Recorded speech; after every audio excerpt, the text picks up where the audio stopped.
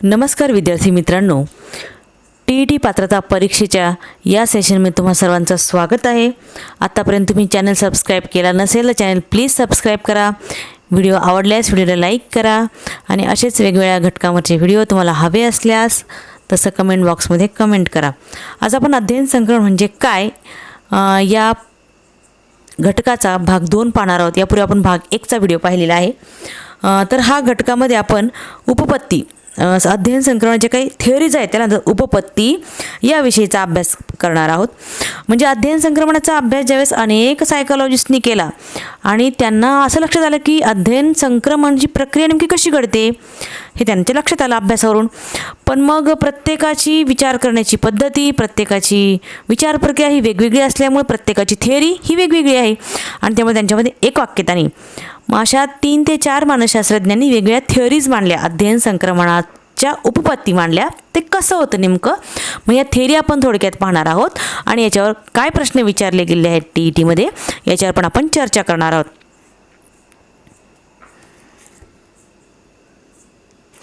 आता पहा, अध्ययन संक्रमण म्हणजे काय। पहिला सिद्धांत आहे शक्तिवादी सिद्धांत। आता बघा, शक्तिवादी सिद्धांतामध्ये काय सांगितले यांनी, यांचं असं म्हणणं आहे शक्तिवादी सिद्धांतवाल्यांचं किंवा अशक्तिवादी, त्याला म्हणतो आपण उपपत्ती। आता शक्तिवादी उपपत्तीवाल्यांचं असं म्हणणं आहे की ज्या वेळेस अध्ययन हे होतं आहे कुठल्याही घटकाविषयीचं, ते अध्ययन हे होत असताना कसं होतंय, तर यांचं म्हणणं असं आहे की आपलं जे मन आहे, मानसशास्त्रामध्ये अनेक वेगवेगळ्या संकल्पना आहेत, अवधान, प्रतिमा, कल्पना, स्मरण, धारणा, अवबोध, ह्या विचार, या मनाच्या वेगवेगळ्या शक्ती या स्वतंत्र आणि एकमेकांपासून वेगळ्या आहेत। ह्या ज्या मानसिक शक्ती आहेत त्याचा स्वतंत्रपणे विकास हा करता येतो। मग यांनी काय म्हणले, मनाचे स्वतंत्र वेगवेगळे कप्पे आहेत, त्यानंतर मनाच्या भावनांचा कप्पा वेगळा आहे, स्मरणांचा कप्पा वेगळा आहे, विचार करण्याचा कप्पा वेगळा आहे आणि या शक्ती काय स्वतंत्र असल्यामुळं यांचं काय असतं, तिथे ठराविक शक्ती एकदा विकसित झाली की काय होतं, अध्ययन घडून येतं, असं यांचं म्हणणं आहे। शक्तिवादी उपपत्ती किंवा सिद्धांत ज्यांनी मांडलं त्यांचं असं म्हणणं आहे। तर बघा, मानसिक शक्ती ठराविक ह्याचा अभ्यास केल्याने मनशक्ती विकसित होते, त्याला वळण लागतं आणि ते वळण लागल्यावर ती क्षमता प्राप्त होते आणि त्या क्षमतेचा आपण कोणत्या पण याच्यामध्ये वापर हा करू शकतो। उदाहरणार्थ त्यांचं असं म्हणणं आहे, शक्तिवादी उपपत्तीवाल्यांचं असं म्हणणं आहे की जर आपण एकदा का व्यायाम केला, व्यायाम आपले स्नायू बळकट झाले, मग आपण धावू शकतो, उड्या मारू शकतो, झाडावर चढू शकतो, वेगवेगळे खेळ खेळू शकतो, अनेक शारीरिक कामं करू शकतो। फक्त मग आपण व्यायाम काय परत नाही करायचे, एकदा केला की झालं, शक्ती आली की आली, असं त्यांचं म्हणणं आहे। तर त्यांचं असं म्हणणं आहे की अभ्यासाचे विषय जेवढे जास्त कठीण असतील ना तेवढे जास्त आपल्याला श्रम पडतात, म्हणून मानसिक शक्तीचे चांगले नियमन होते आणि त्याला वळण लागते। म्हणजे यांचं असं म्हणणं आहे की मानसिक शक्तीचा एकदा विकास झाला की अध्ययन आपोआप घडून येतो। आणि ही जी विचारसरणी आहे, या विचारसरणीचं जे काय आहे इम्पॅक्ट हा शालेय विषयावर पडलेला आहे। मग त्यामध्ये अभ्यासक्रमात गणित आलं, व्याकरण आलं, लॅटिन, ग्रीक, जुन्या याच्यातल्या अभ्यासक्रमातलं या अवघड विषयाला त्यांनी स्थान दिले आहे। या बऱ्याचशा उपपत्ती परदेशातल्या उपपत्ती, त्याच्यामध्ये लॅटिन, ग्रीक हे विषय त्यांच्या याच्यामध्ये या थिअरीजमध्ये मांडले गेले आहेत। आणि मग असं यांचं म्हणणं आहे की अशा अवघड जर विषय असतील तर ते मानसिक शक्तीचे उत्तम नियमन करतात, मनाला अधिक शिस्त लावून प्रशिक्षण देऊ शकतो आणि आपण तिथे काय करतो, तिथं आपलं वळण हे लागतं। पण जसं एकदा शास्त्रीय प्रगती होत गेली तसं अभ्यासक्रमाकडे पाहण्याचं दृष्टिकोन पण बदललेला आहे। मग अभ्यासक्रमाचं सोशल नीड्स बदलत गेल्या, कल्चरल नीड्स बदलत गेल्या आणि त्यानुसार त्या बदलानुसार शिक्षणाच्या प्रक्रियेमध्ये पण बदल झालेला आहे।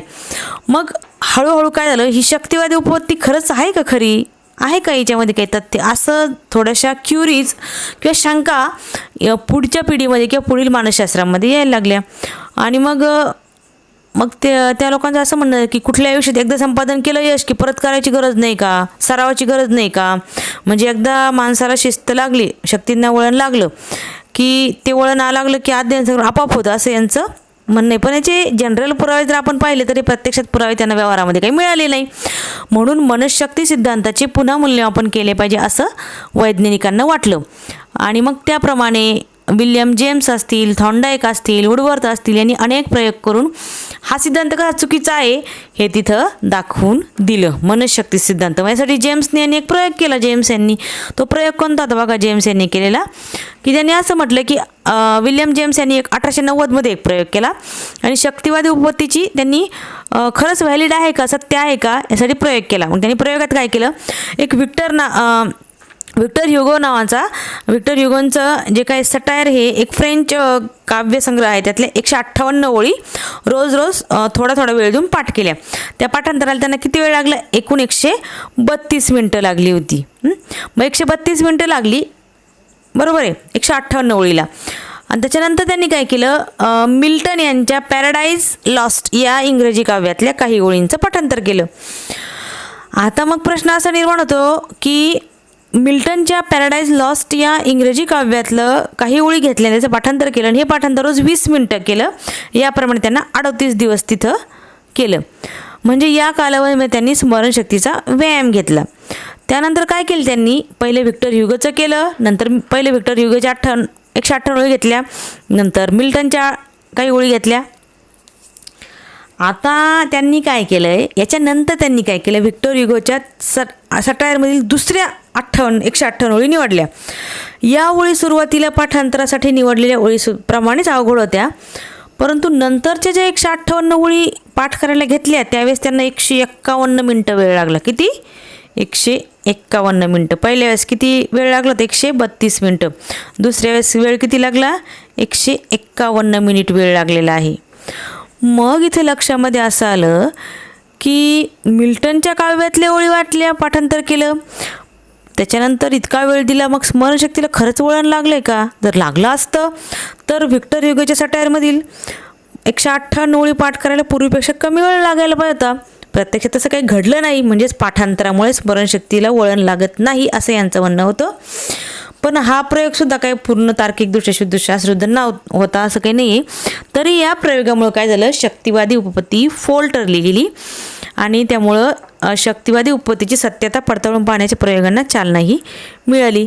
याच्यानंतर सुद्धा अनेक शास्त्रज्ञ आले पुढून, त्यांनी वेगवेगळे प्रयोग करून पाहिले आणि मग वेगवेगळे प्रयोग करून पाहत असताना मग त्यांचे असं म्हणणं त्याला की लक्षात आलं की मनाच्या एखाद्या कप्प्याला सराव देऊन त्याची शक्ती वाढवता येत नाही, त्या शक्तीचा उपयोग दुसऱ्या कोणत्याही मानसिक कार्यामध्ये करता येत नाही.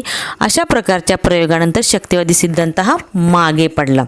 आता कोणता सिद्धांत आला आहे आपण पाहूया. पुढे बघा कोणता सिद्धांत आला आहे, थॉर्नडाईकची समान घटक उपपत्ती आलेली आहे. मग आता याच्यामध्ये थॉर्नडाईकची समान घटक उपपत्तीमध्ये काय केलेलं आहे, थॉर्नडाईकनी काय सांगितलेलं आहे की थॉर्नडाईक यांनी अध्ययनाची जी काही थिअरी ऑफ आयडेंटिकल एलिमेंट्स यांचं असं म्हणणं आहे की अध्ययनाच्या दोन परिस्थितीतील साम्य संक्रमणास मदत करते. दोन परिस्थितीमध्ये सारखेपणा असेल तर संक्रमण हे चटकन घडतं. म्हणजे एका परिस्थितीमध्ये केलेल्या अध्ययनाचे दुसऱ्या परिस्थितीमध्ये संक्रमण होण्यासाठी दोन्ही परिस्थितीमधील विषयातला घटक, कौशल्य, तंत्र, तत्व यांच्यात जेवढं साम्य तितकं अधिक संक्रमण हे अधिक प्रमाणात घडतं. म्हणजे संस्कृत भाषेचं अध्ययन केलं मग त्या व्यक्तीला मराठी भाषा लवकर शिकता येते, अशा पद्धतीचं म्हणणं होतं. म्हणजेच दोन भाषातल्या साम्यामुळे संक्रमण घडतं. ज्याला टायपिंगचं येतं, संगणकाचा पण माऊस कीबोर्ड चांगल्या पद्धतीने हाताळता येतो, मग दोन्ही कीबोर्डच्या तंत्रातील साम्यामुळे घडतं. म्हणजे यांचं असं म्हणणं आहे की अध्ययनाच्या दोन परिस्थितीमध्ये साम्यता असेल तर अध्ययन संक्रमण घडतं आणि दोन परिस्थितीमधील साम्य जितके अधिक तेवढे संक्रमणाचे प्रमाण हे अधिक आहे, यांचं असं म्हणणं आहे. म्हणजेच प्रशिक्षण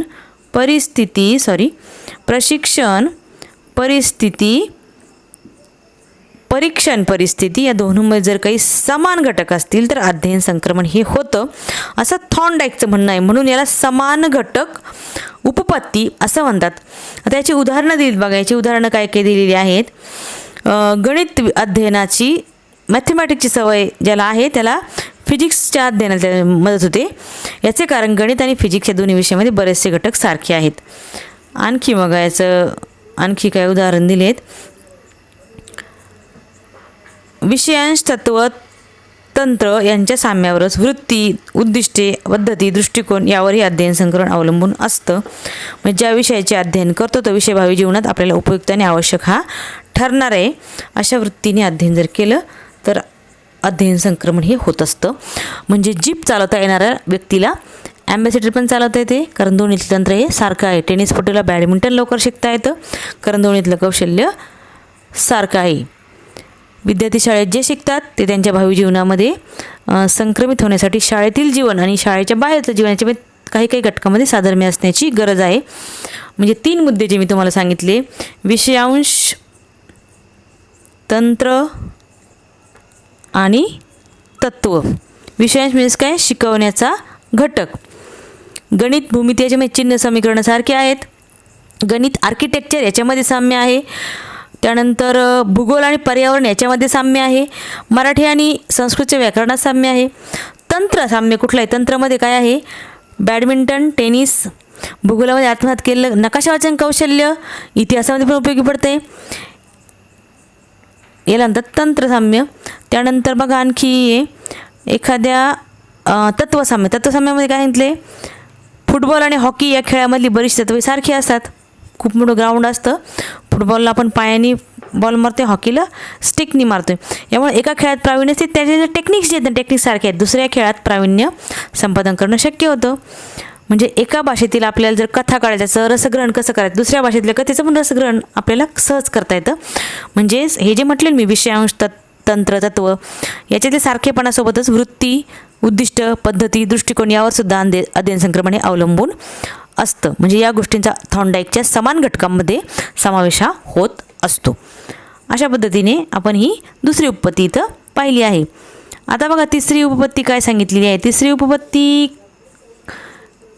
जी आहे ती कोणत्या घटकावर आधारित आहे हे आपल्याला पाहायचं आहे. तिसरी उपपत्ती पाहण्यापूर्वी चॅनलला सबस्क्राईब केलं तर चॅनलला सबस्क्राईब करा. व्हिडिओ आवडल्यास लाईक शेअर करा. तिसरी उपपत्ती आपण आता बघूयात कुठली आहे ती. बघा आता जड्डची सामान्यीकरणाची उपपत्ती. आता जड्डचं असं म्हणणं आहे की एखाद्या व्यक्तीने पूर्वी काही अनुभव घेतलेले आहेत. ही उपपत्ती जी आहे ती 1908मध्ये C.H. जड्ड यांनी मांडलेली आहे. C.H. जड्ड यांनी मांडलेलं आहे. आणि यांचं असं म्हणणं आहे की पूर्वी घेतलेल्या अनुभवांचे जितक्या प्रमाणात सामान्यीकरण व उपयोजन केलं जाईल तितक्या प्रमाणात अध्ययन संक्रमण घडतं. म्हणजेच काय? अध्ययन विषयांचं विश्लेषण करून त्यातील तत्त्व समजावून घेणं आणि म्हणजेच काय, आपण जनरल अनुभव जे होतो विद्यार्थी वर्ग त्या अनुभवांच्याद्वारे तो अध्ययन करतो.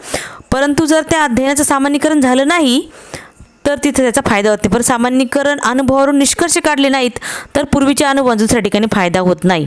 म्हणून अनुभवांचं सामान्यीकरण केलं पाहिजे, निष्कर्ष काढले पाहिजे, उपयोजन केलं पाहिजे असं यांचं म्हणणं आहे. मग यांच्या म्हणण्यानुसार अनुभव घेतले पाहिजेत, त्या अनुभवावर आपण काहीतरी प्रक्रिया देखील केली पाहिजे, ॲप्लिकेशन केलं पाहिजे असं यांचं म्हणणं आहे. C.H. जड्ड यांचं. मग जड्डच्या मते मिळालेल्या ज्ञानाचे आकलन झाले, त्या ज्ञानाचे सामान्यीकरण करता आले तरच मिळालेल्या ज्ञानाचे संक्रमण हे दुसऱ्या परिस्थितीमध्ये करता येते. यासाठी त्यांनी काय केले बघा, यासाठी त्यांनी एक छोटासा प्रयोग केलेला आहे. मग तो प्रयोग काय होता आपण तो प्रयोगसुद्धा इथे पाहणार आहोत. यांचं असं म्हणणं आहे की त्या प्रयोगामध्ये यांनी एक छोटासा प्रयोग केला की त्या प्रयोगामध्ये यांनी असं सांगितलं की साधारणतः जे विद्यार्थ्यांवर प्रयोग केले विद्यार्थ्यांचे 2 गट केले, एक गट आणि दुसरा गट. मग दुसऱ्या त्यांनी जो प्रयोग केला त्याच्यामध्ये एक बादली घेतली आणि त्या बादलीच्या तळाशी सपोज आपण इथे एक बादलीचं स्ट्रक्चर काढूयात आणि त्याच्यानंतर आपल्याला समजेल की कशा पद्धतीने त्यांनी हे केलं असावं. एक बादली घेतलेली आहे आणि त्या बादलीच्या तळाशी 12 इंच पाण्याखाली असणारे नाणं टिपण्यातील कौशल्याचा अभ्यास करायचा आहे. मग आता तळाशी 12 इंच पाण्याखाली आहे, म्हणजे 12 इंच खाली येते नाणं. इकडे नाणं आहे सपोज असं. मग आता 12 इंच पाण्याखाली जे नाणं आहे ते आपल्याला शोधायचे किंवा टिपायचे. त्यातला एक जो गट आहे ए गट, हा जो ए गट आहे या ए गटाला त्यांनी प्रकाशाच्या वक्रीभवनाचे नियम समजावून सांगितले. आणि दुसरा जो बी गट आहे त्या बी गटाला ते नियम समजावून दिले नाहीत. त्याच्यानंतर दोन्ही गटांना नाणे टिपण्याचा सराव देण्यात आला. पण नियम कोणाला समजावून सांगितले? फक्त ए गटाला समजावून सांगितले, बीला समजावून सांगितले नाहीत. तर मग पाण्याची पातळी 12 इंच ज्यावेळेस असते त्यावेळेस नाणे टिपण्याच्या कौशल्यात दोन्ही गटांमध्ये महत्त्वाचा फरक आढळला नाही. मात्र ज्यावेळेस पाण्याची पातळी 4 इंचापर्यंत कमी केली त्यावेळेस त्यांच्या कौशल्यामध्ये तफावतून खूप फरक आढळला. ज्या ए गटाला प्रकाशाच्या वक्रीभवनाचे नियम समजावून देण्यात आले त्या गटातील विद्यार्थ्यांना नाणं टिपण्यात यश आलं, त्यांनी कौशल्य दाखवलं. आणि हा जो बी गट यांना प्रकाशाच्या वक्रीभवनाचे नियम तर काहीच माहीत नव्हते. मग या बी गटाला काय केलेलं आहे तर दुसऱ्या गटाला नाणं टिपण्यामध्ये यश आलं नाही. म्हणजेच परिस्थिती बदललेली असली तरी पूर्वज्ञानाच्या सामान्यीकरणाचा जो काही फायदा आहे तो पहिल्या गटाला मिळालेला आहे.